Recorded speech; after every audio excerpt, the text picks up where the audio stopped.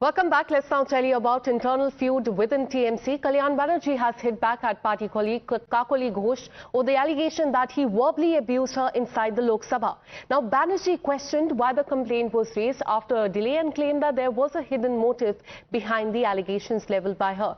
The allegations come a day after Kakali Ghosh, in fact, resigned from all the party posts and showed disappointment with the party leadership as well. Listen in to what Kalyan Banerjee said.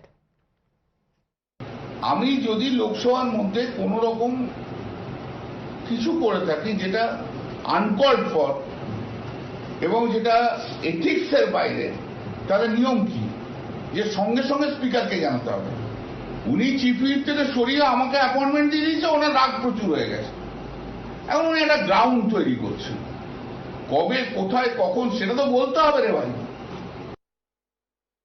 Comes a day after Kakali Ghosh, in fact, wrote a letter to Lok Sabha Speaker Om Birla seeking permission to file a formal complaint against fellow party Banerjee. In that letter, she accused Banerjee of repeatedly verbally abusing her inside the Lok Sabha. Her letter read, and I quote, "I seek your permission to lodge a formal complaint to you for redressal against a Lok Sabha member of TMC, Kalyan Banerjee, who has repeatedly verbally abused me inside the Lok Sabha."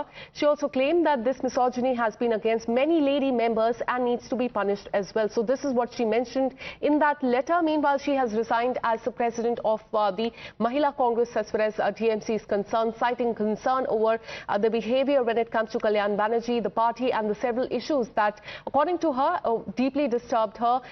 And in her resignation letter as well, Kakali Ghosh has mentioned that she was stepping down from the position of the chairperson of All India Trinamool Mahila Congress, as well as other organizational post committee and the responsibilities within the party because of the behavior of many of the party leaders.